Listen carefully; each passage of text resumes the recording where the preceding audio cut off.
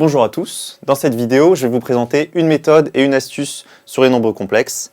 Donc les requis pour cette vidéo, pour bien la comprendre, c'est soit d'avoir une bonne maîtrise sur les nombres complexes donc en fin de terminale, soit d'avoir suivi un cours sur les nombres complexes en première année de post-bac. Alors la première méthode, ça va être l'utilisation de la bonne forme complexe, donc soit la forme polaire, soit la forme arithmétique. Et la deuxième partie de la vidéo, ça sera une astuce, la factorisation par l'angle moitié, qui est une astuce qui peut vraiment vous sortir du pétrin. Donc je vous recommande de bien la comprendre. Si vous pensez pouvoir vous attaquer tout de suite aux exercices, je vous laisse mettre pause sur la vidéo et essayer ces deux exercices et ces deux-là. Sinon, on commence tout de suite avec la méthode 1. Alors on commence tout de suite avec la première méthode, qui est l'utilisation de la bonne forme complexe, donc le choix de l'utilisation de la bonne forme complexe, laquelle on va prendre soit la première, la forme arithmétique, que vous connaissez bien, qui a été beaucoup utilisée en terminale, x plus y, avec x et y des nombres réels, soit la deuxième forme, ça va être la forme polaire, donc r exponentielle de iθ. R, ça va être le module de z, c'est-à-dire la distance à l'origine de z. Donc ça va être un nombre qui va être positif, qui appartient à R+. Il peut être nul, oui, on peut avoir un argument de 0. Le nombre complexe nul, c'est un nombre complexe d'argument 0. Et l'argument, θ, ça va être un angle.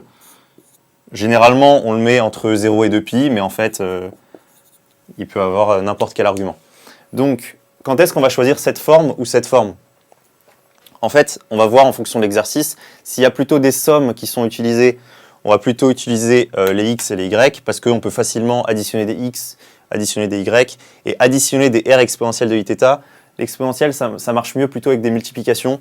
Par exemple, mettre exponentielle de iθ puissance n, ça va faire exponentielle de i n θ. Donc, en fait, en fonction de si on a des additions, des multiplications, en fonction de la forme de l'exercice, on va essayer de ressentir un peu si on va utiliser cette forme-là ou cette forme-là. On va commencer tout de suite avec une petite illustration. Je vous donne un petit exemple ici. Calculer la partie imaginaire de i-1 puissance n. Alors comment on pourrait partir sur cet exercice ? On pourrait se dire, premièrement, j'ai i-1 puissance n, ça me fait penser à l'expression du binôme de Newton, a plus b ou a moins b puissance n, mais vous aurez, ça va être compliqué. Je vous dis tout de suite, ça va être compliqué, vous pouvez essayer, ça ne va pas vraiment aboutir. Sinon, avec donc cette méthode, on va se dire qu'on a une puissance n ici à calculer, et que ça, c'est un nombre complexe qu'on peut facilement mettre sous forme exponentielle. Si je vous fais un petit graphe, donc ça, c'est la représentation graphique de C. Où est-ce que je le place, ce nombre complexe i-1 ? Ça, c'est la partie imaginaire, ça, c'est la partie réelle. Donc i-1, j'ai moins 1 sur la partie réelle et 1 sur la partie imaginaire. Donc moins 1, 1. Il serait là, mon nombre complexe i-1. Mon nombre complexe i-1, il est là.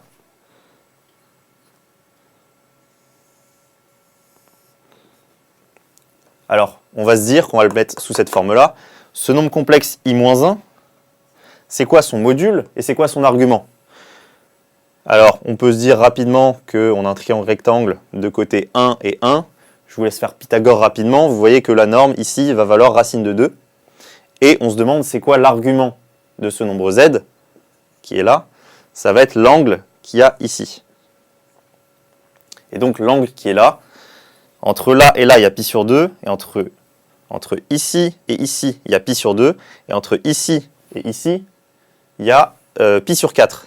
Donc, on a θ, ici, qui vaut pi sur 2 plus pi sur 4, aussi appelé 3 pi sur 4. Donc, on peut directement écrire que i-1 puissance n, ça vaut racine de 2 exponentielle de i 3 pi sur 4 que je mets à la puissance n. Et donc, on voit bien que sous cette forme-là, ça va être beaucoup plus simple. Parce que ça va valoir racine de 2 puissance n fois exponentielle de i 3 pi sur 4 puissance n. Donc je vais directement écrire ça sous la forme. Alors racine de 2, il faut savoir que racine de quelque chose, ça vaut le quelque chose puissance 1,5.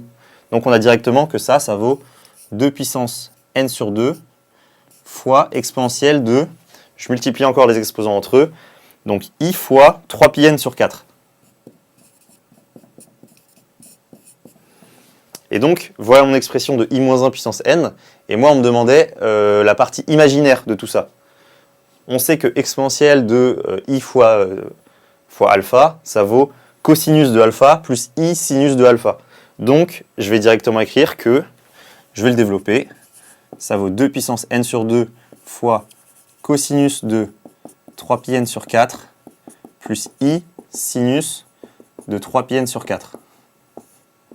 Je vais mettre des parenthèses si vous avez envie. Et donc, la partie imaginaire de tout ça, ça va être la constante qui est là que multiplie ce qu'il y a en facteur du i. Je peux conclure ici en disant que la partie imaginaire de i-1 puissance n, ça vaut 2 puissance n sur 2 fois sinus de 3 pi n sur 4. Et voilà, c'est fini pour le petit a. Et donc voilà pour la partie a.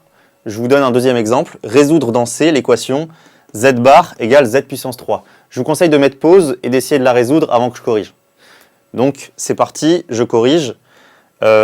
Si on continue sur la méthode, on a deux possibilités. Soit on exprime z sous la forme x plus y, et donc en remplaçant z bar, ça vaudra x moins y, et z au cube, ça vaudra x plus y puissance 3, et donc il va falloir développer tout ça. On aura une équation sur la partie réelle et sur la partie imaginaire. Vous pouvez le faire, ça va être très compliqué, je pense. Mais donc, la deuxième méthode, ça va être d'utiliser la deuxième forme complexe, c'est-à-dire la forme polaire. Pourquoi on va faire ça? Parce qu'en fait, le fait de conjuguer un nombre, ça fait que l'argument va passer de θ à moins θ. Et le fait de mettre au cube, vous l'avez vu tout à l'heure, quand on mettait l'exponentielle à la puissance, ça marchait très facilement. Donc, ça va être ça la méthode qu'on va utiliser. On va poser z qui vaut r exponentielle de iθ. Donc, comme tout à l'heure, avec r un nombre positif ou nul, et θ un nombre réel quelconque. Et donc, si on remplace cette expression de z là-dedans, on aura r exponentielle de i fois moins θ, ça c'est l'argument du conjugué de z, qui vaut z au cube. Et donc z au cube, ça vaut quoi? R au cube fois exponentielle de 3iθ.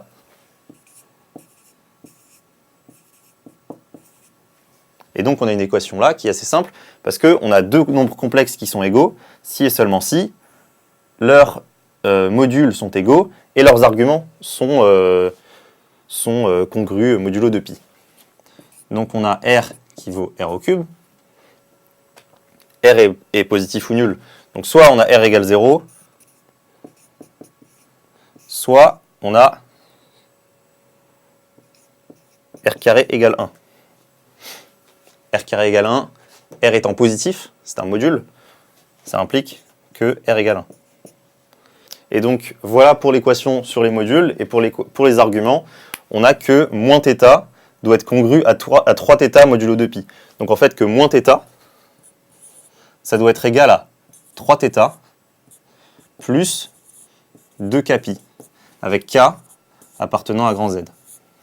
Et donc si on résout ça, ça nous fait que 4θ, ça va être égal à moins 2kπ, k appartenant à z, et donc θ, ça doit être égal à moins k pi sur 2, k appartenant à z. Pour ceux qui connaissent un peu les congruences, au lieu de se trimballer un 2kπ, on peut directement écrire que moins θ doit être congru à 3θ modulo 2π. Et donc je fais plus θ des deux côtés, et on a 4θ congru à 0 modulo 2π. Et donc θ congru à 0 modulo pi sur 2. Donc on va voir ce que ça donne comme solution, ça. Si je trace un cercle trigonométrique, très beau mon cercle trigonométrique, ça nous fait, pour différentes valeurs de k, on a différentes valeurs de θ.